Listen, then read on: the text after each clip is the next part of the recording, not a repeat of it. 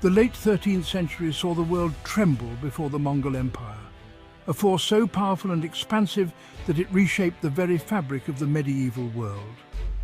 Led by the ambitious Kublai Khan, grandson of the legendary Genghis Khan, the Mongol Empire reached unprecedented heights. Their vast empire stretched from the Pacific Ocean to Eastern Europe, encompassing a multitude of cultures, languages and landscapes. Kublai, from his opulent court in Khanbalik, modern-day Beijing, set his sights on a prize that eluded his predecessors, Japan. His ambition knew no bounds, and he was determined to bring the island nation under Mongol control. The island nation across the treacherous Sea of Japan seemed ripe for conquest. Its strategic location and rich resources made it an enticing target for the Mongol ruler.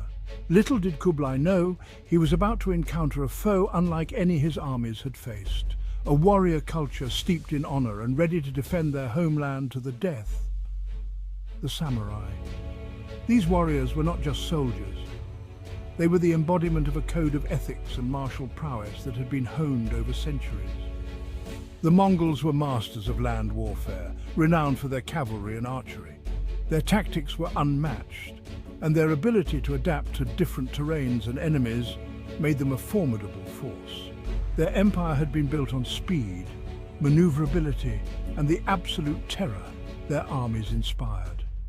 Villages and cities fell before them, often without a fight, as the mere mention of the Mongol horde struck fear into the hearts of their enemies.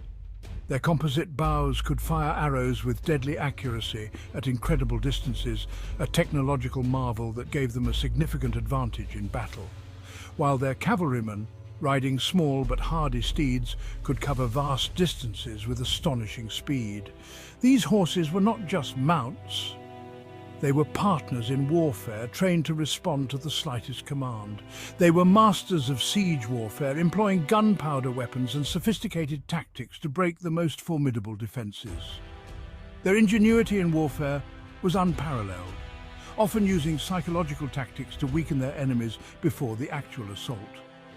Their armies were a diverse mix of conquered peoples, creating a truly multinational force, each group bringing its own unique skills and knowledge to the Mongol war machine.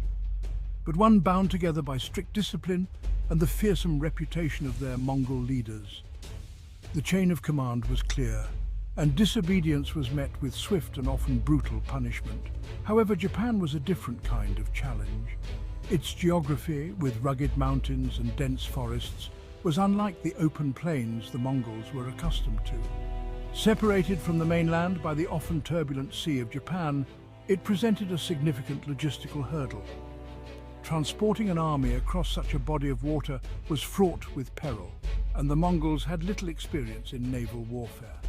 Furthermore, the Japanese were a warrior people in their own right, fiercely independent and loyal to their local lords.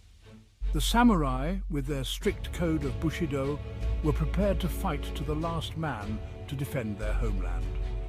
Led by the powerful shogunate and with their own elite warrior class, the samurai, they were prepared to resist any attempt to subjugate their homeland. The shogunate's leadership was crucial in organizing the defense and ensuring that every region was ready for the impending invasion. The stage was set for a clash of cultures, a titanic struggle between two of the most formidable military powers of the medieval world. The Mongols, with their vast empire and innovative tactics, versus the samurai, with their unyielding spirit and mastery of the sword. The outcome would determine the fate of Japan and leave an enduring legacy on the island nation and its people. The battles that ensued would be remembered for generations, shaping the course of Japanese history and leaving an indelible mark on the cultural landscape. In 1274, Kublai Khan launched his first invasion of Japan. This marked the beginning of a dramatic and intense conflict that would test the mettle of both the invaders and the defenders.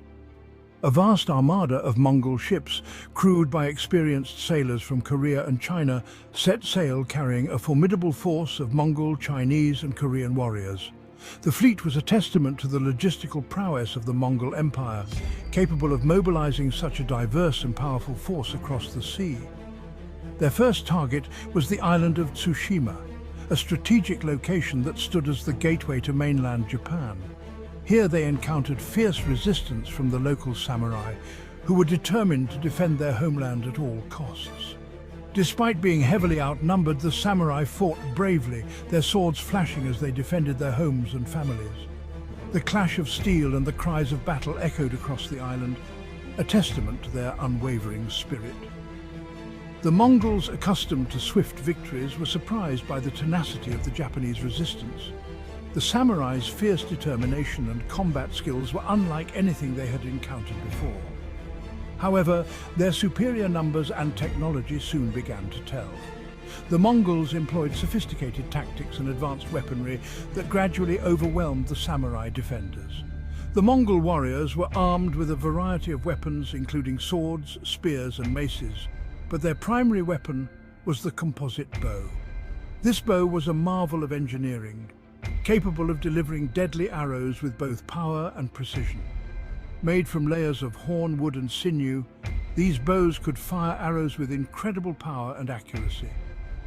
The Mongol archers, trained from a young age, were masters of their craft, able to shoot with deadly efficiency even from horseback. The Mongols also employed gunpowder weapons such as hand cannons and fire lances, which were still relatively new technologies at the time, but proved highly effective against the samurai. These weapons added a terrifying new dimension to the battlefield, capable of causing chaos and destruction. The samurai, for their part, were masters of swordsmanship. Their training was rigorous, and their skills honed to perfection, making them formidable opponents in close combat. Their curved swords, known as katanas, were renowned for their sharpness and durability. These blades were not just weapons, but works of art, crafted with meticulous care and precision. They also carried bows and arrows, but their archery skills were not as developed as those of the Mongols. Nevertheless, they used their bows effectively in battle, adding another layer to their defensive capabilities. The samurai's greatest strength lay in their courage and their unwavering loyalty to their lord. This loyalty was the cornerstone of their code of honor, known as Bushido, which dictated their actions both on and off the battlefield. They were prepared to fight to the death rather than surrender, and their fierce resistance made it clear to the Mongols that conquering Japan would be no easy feat. The samurai's resolve and bravery were legendary, inspiring their comrades and striking fear into their enemies. Despite the samurai's valor, the Mongols eventually overran Tsushima and the neighboring island of Iki. The sheer numbers and relentless assault of the Mongol forces proved too much for the isolated defenders. The samurai, fighting heroically but hopelessly outnumbered, were cut down almost to the last man. Their sacrifice was not in vain, however, as their resistance delayed the Mongol advance and bought precious time for the rest of Japan to prepare. The way to mainland Japan lay open, and the Mongols, confident of victory, prepared to deliver the final blow. Yet, the spirit of the samurai and the resilience of the Japanese people would continue to challenge them in the battles to come. With the western islands secured, the Mongol fleet advanced on Hakata Bay, near the city of Fukuoka on Kyushu Island. The Mongol Empire, under the command of Kublai Khan, had set its sights on expanding its vast territories into Japan. The fleet, a formidable armada of ships, carried thousands of seasoned warriors, each ready to conquer new lands. Landing their forces, they encountered a large force of samurai eager to engage the invaders. The samurai, renowned for their martial prowess and strict code of honor, were determined to defend their homeland at all costs. The beach soon became a chaotic battleground, with the clash of steel and the cries of warriors filling the air. The Battle of Bun'ei, also known as the Battle of Hakata Bay, was a fierce and bloody affair. The samurai, with their distinctive armor and deadly katana swords, fought valiantly against the invading Mongol forces. The battle raged on, with neither side willing to give an inch. The samurai fought with their typical bravery, but the Mongols' superior tactics and technology soon began to tell. The Mongols, known for their strategic brilliance, employed advanced combat techniques and weaponry that the samurai had never encountered before. Their use of coordinated attacks and psychological warfare began to wear down the Japanese defenders. The Mongol warriors formed into tight, disciplined ranks, their archers raining down a deadly hail of arrows on the samurai. The sky darkened with the sheer number of arrows, creating a terrifying spectacle. The samurai, despite their skill and bravery, found it increasingly difficult to withstand the relentless onslaught. The samurai, used to individual combat and duels of honor, struggled to break through the Mongol lines. Their traditional fighting style, which emphasized personal valor and one-on-one combat, was ill-suited to the Mongols' organized and collective approach to warfare. The battlefield was a scene of chaos and desperation. Their charges were met with disciplined volleys of arrows and the roar of unfamiliar gunpowder weapons. The Mongols' use of gunpowder, a relatively new technology in warfare, added a terrifying new dimension to the battle. Explosions and smoke filled the air, further disorienting the samurai and adding to the confusion. Just when it seemed the Mongol invasion would succeed, a storm of unimaginable fury erupted from the east. The skies darkened, and the winds began to howl with a ferocity that seemed almost supernatural. The Mongol fleet, which had been so close to victory, suddenly found itself at the mercy of the elements. This was no ordinary storm. It was a typhoon of terrifying power, the likes of which the seasoned Mongol sailors had never witnessed. The waves rose to monstrous heights, and the wind tore through the sails and rigging of the ships.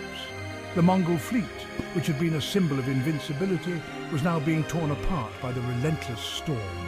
The tempest, lashing the coast with hurricane-force winds and torrential rain, smashed the Mongol fleet against the rocks, scattering their ships and drowning thousands.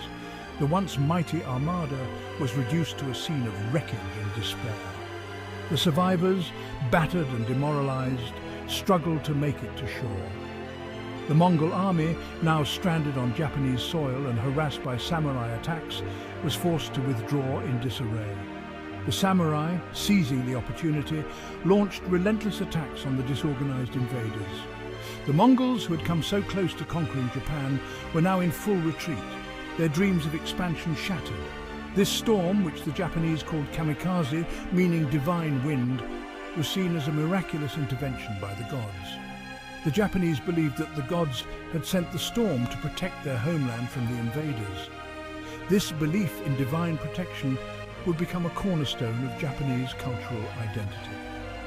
It solidified the belief that Japan was a land protected by divine forces, a concept that would resonate throughout Japanese history.